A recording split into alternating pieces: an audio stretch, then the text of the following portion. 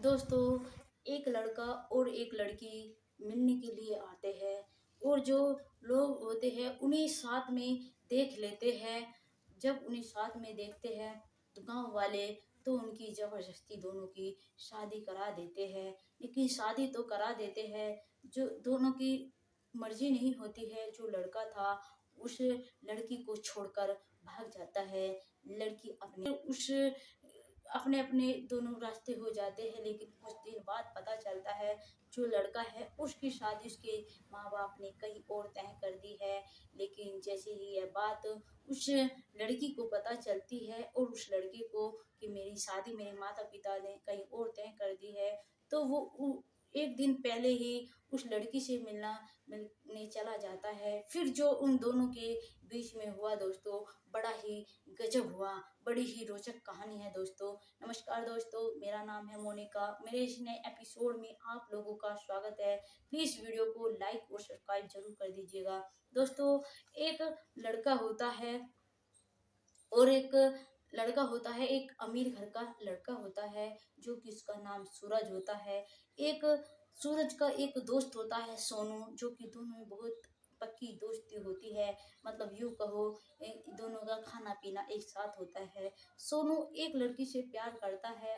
उस लड़की को कभी गिफ्ट देता था, कभी कुछ देता था, लेकिन उनकी सही से बात नहीं हो पा रही थी। वो सोनू उसको कहता है सूरज को कि यार कल रात हमको मिलने चलना है। सोनू कहता है मेरी फ्रेंड से तुम मेरे साथ में चलना अपनी गाड़ी को लेकर। सूरज मना नहीं करता क्योंकि दोनों अच्छे खासे दोस्त थे। दोनों एक साथ उठते बैठते थे, एक साथ खाते थे। कहता है कि चलो यार चलते हैं, फिर मुझे परसों जाना भी है, कहीं काम है, परसों सुबह जल्दी घर वापस आ जाएंगे। वो चल देते हैं। अगले दिन सुबह होते ही और लड़की को फोन करता है। उस लड़की का नाम मीना होता है, जो सोनू की फ्रेंड होती है। चल देते हैं मिलने के लिए। जो मीना होती है वो सोचती है कि क्यों ना किसी को अपने साथ में लेकर जाऊं। जो उसके चाचा की लड़की थी वो अपने चाचा की लड़की को कहती है, उसके चाचा की लड़की को सब कुछ पता था कि एक लड़के से प्यार करती है। कहती कि यार रात के 10 बजे है, अगर किसी ने अकेले को देख लिया तो कहीं लफड़ा ना हो जाए, चलो तुम साथ में चलते हैं, कुछ भी बहाना मार देंगे। कहती कि देखो मैं दूर ही खड़ी हो जाऊंगी, मैं वहां नहीं जाऊंगी जहां पर वे लोग होंगे। कहता कि ठीक है चलो कोई बात नहीं। वो उसको लेकर चली जाती है, अपने चाचा की लड़की को, मीना। जैसे वहां पर स्कूल के पास में उसने इसको बुलाया था, जो सोनू था। सोनू वहां पर पहुंच जाता है अपने दोस्त को लेकर। ये मीना भी पहुंच जाती है अपने चाचा की लड़की को लेकर। यूँ कहो कि वे दोनों बराबर की थी, तो मतलब दोनों फ्रेंड भी थी, इसलिए उसको लेकर जाती है क्योंकि वे भी दोनों आपस में अपनी बातें शेयर करती थी। ये दोनों कह जो सूरज होता है वो कहता है यार लड़की आ चुकी है, एक लड़की और है उसके साथ में। कहता है चलो कोई नहीं यार, तो मजाक में कह देता है तो उससे सेटिंग कर लेना। सूरज कहता है कैसी बात कर रहे हैं यार, मैं ऐसा नहीं हूँ। जहाँ मेरे माता पिता मेरी शादी करेंगे मैं वहीं शादी करूंगा, तूने कहा तो मैं तेरे साथ आ गया। कहते हैं कि चलो यार मैं तो मजाक कर रहा था ऐसे ही। पहुंच जाता है जो सोनू है और उसको गिफ्ट देता है अपनी मीना को। मीना गिफ्ट लेती है, दोनों एक दूसरे के गले मिलते हैं। लेकिन थोड़ी ही देर बाद में कुछ गांव वाले वहां पर एकदम जैसे आवाज सी होती है तो आ जाते हैं, तुरंत उठकर स्कूल के पास में लाठी डंडा लेकर उन्हें चारों को वहीं पर पकड़ लेते हैं और उन्हें एक पंचायत होती है, पंचायत में लेकर जाते हैं। कहते हैं कि यार अब बताओ पंचायतों को कि इनसे बताओ इन लड़कियों से अब क्या कोई शादी कर सकता है? नहीं, इन लड़कों के साथ में ही इनकी शादी करनी है। जो सोनू की और मीना की शादी करते हैं तो मतलब वे तो खुशी खुशी शादी कर लेते हैं। लेकिन जो सूरज होता है और जो उसके चाचा की लड़की थी उसका नाम सोनम होता है। सोनम कहती है कि हम कैसे शादी कर सकते हैं, हम इस लड़के को नहीं जानते, हमको तो सिर्फ ये मीना लेकर आई थी। सूरज भी यही कहता है कि मुझको तो सोनू लेकर आया था, मैं नहीं जानता हूँ इस लड़की को, हम कैसे शादी कर सकते। गाँव वाले जबरदस्ती दोनों की शादी करा देते हैं। जो सोनू होता है वो तो खुशी खुशी, क्योंकि वे तो शादी करना चाहते थे दोनों आपस में, बाद में जाकर शादी भी करनी थी। कहते कि चलो अभी भी हमारी शादी हो गई है, तो सोनू तो लेकर चल देता है अपनी मीना को। लेकिन जो सूरज होता है उनको जबरदस्ती गाड़ी में बैठाया जाता है। फिर ड्राइविंग जो है सूरज नहीं करता। फिर सोनू करता है, क्योंकि उसका दिमाग तो एकदम माइंड घूम चुका था कि यार ये सब क्या हो गया?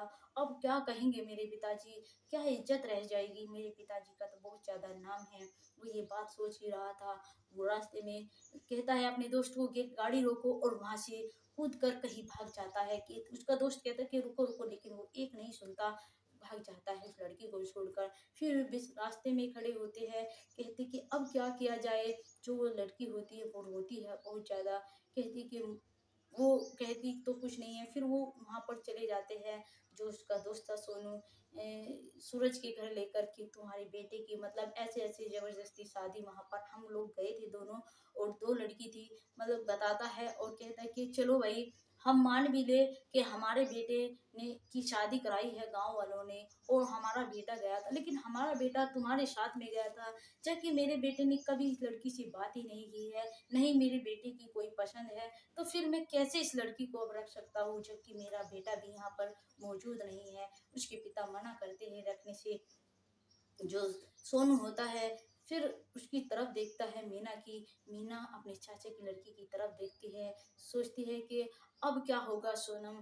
कहती कि मुझे मेरे घर छोड़ आओ बस, और कुछ नहीं। उसके घर जाकर छोड़ आता है सोनू, और मीना जाते हैं छोड़ने के लिए अगले दिन ही, और फिर उसको वहाँ पर छोड़कर आ जाते हैं। जो सूरज था वो सोचता है कि मुझे, अगर मैं शायद सोनू के साथ ना जाता, नहीं मैं इस तरह से मैं कभी नहीं फँसता, इन बातों में कभी इन्वॉल्व नहीं होता।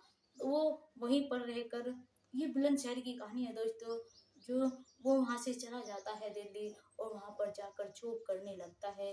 कभी-कभी अपने घर जाया करता था, और अंदर ही अंदर रहता था, अगर 2-4 दिन के लिए भी जाता था, बाहर नहीं निकलता था, कि शायद अगर किसी को पता चल गया और लड़के वालों के घर बता दिया, तो वे उस लड़की को यहाँ पर छोड़ने ना आ जाए। इस तरह से क्या होता है, सूरज सोचता है, एक दिन अपने दोस्त से बात कर बैठता है, सोनू से कहता है कि यार, क्या उस लड़की की शादी हो गई है कहीं और, ये पूछने के लिए। लेकिन वो कहता है कि उसकी शादी नहीं हुई है यार, इतनी बात जरूर है, वो तो हम जानते हैं कि हमारे कारण तुम दोनों की शादी हुई है, शायद हम तुम दोनों को ना लेकर जाते तो शायद ऐसा नहीं होता। लेकिन यार, उस लड़की के बीच में कोई गलती नहीं थी, वो तो सिर्फ रोती रहती है। अगर उसके लिए कोई, क्योंकि उसकी शादी तुम्हारे साथ हो चुकी थी, उसके लिए कोई कुंवारे लड़के का रिश्ता नहीं आता है अब तो सिर्फ 4 बच्चों के बाप का, 2 बच्चों के बाप का, 40-45 साल के आदमी का उसके लिए रिश्ता आता है। लेकिन वो हर जगह शादी करने से मना कर देती है, कहती कि मुझे शादी ही नहीं करनी है अब। इस तरह से सिर्फ रोती जाती है, जब भी मैं अपने ससुराल जाता हूँ सिर्फ रोती रहती है, वो कुछ नहीं बोलती। सूरज ये सब बात सुनता है, और फिर मीना से बात करता है। मीना भी यही सब कहती है कि देखो सूरज, तुम एक अमीर घर के लड़के हो, हम जानते हैं, क्योंकि तुम्हें तो एक कुंवारी लड़की मिल जाएगी, लेकिन सोनम एक बहुत अच्छी लड़की है, हम नहीं कहते, लेकिन एक बार तुम उससे मिल लो, वो बहुत ज्यादा रोती है। जो लड़के के पिता होते हैं सूरज के, उस अपने लड़के के लिए लड़की देख रहे होते हैं, उसके घर पे एक बहुत अच्छी लड़की का रिश्ता आता है, जो कि बीटेक कर रही होती है, और उसके जो उसके लड़की के पिता थे वो भी एक बिजनेसमैन होते हैं, अच्छा खासा दे देने के लिए कह रहे थे। वो अपने बेटे से बोलते, बेटा हाँ बोल देता है, और उसका रिश्ता तय हो जाता है।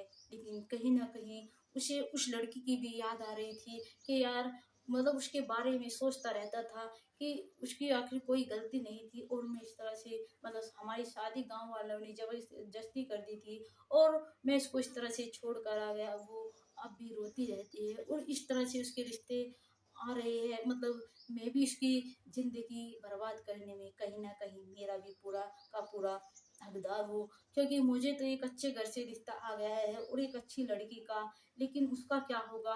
क्या कभी उसकी शादी भी होगी तो एक ऐसे लड़के से होगी?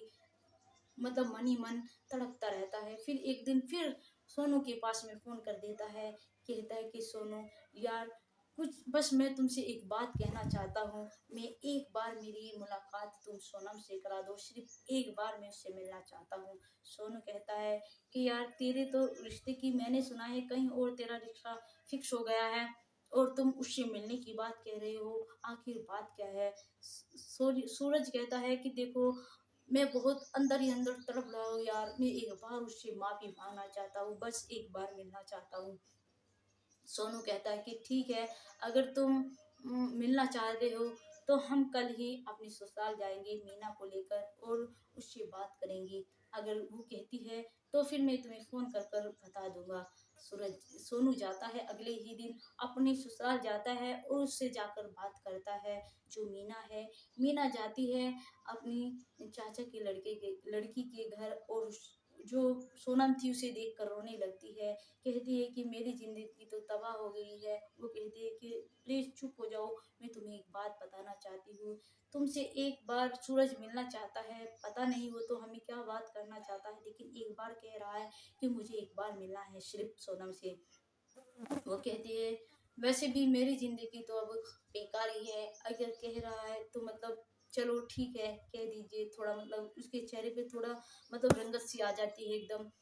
कहती है कि फिर जो सोनू है सूरज को फ़ोन करता है, उसको बताता है कि सोनम तैयार हो गई है तुमसे मिलने के लिए, आखिर कब तुम्हें मिलना है। वो कहता है कि आज रात ही आ रहा हूँ मैं, 10 बजे तक पहुँच जाऊँगा, वही मिलेंगे उस स्कूल के दूर ही, तुम उसको लेकर आ जाना। सोनू कहता है कि चलो ठीक है। सूरज उधर से चल देता है और जो सोनू है वो मीना को बताता है। मीना अपनी बहन को बताती है, अपने चाचा की लड़की को सोनम को। और रात को जब सब सो जाते हैं, 10 बजे कहा था, 10:30 बजे निकलते हैं घर से और एक स्कूल पर जाकर पहुंच जाते हैं।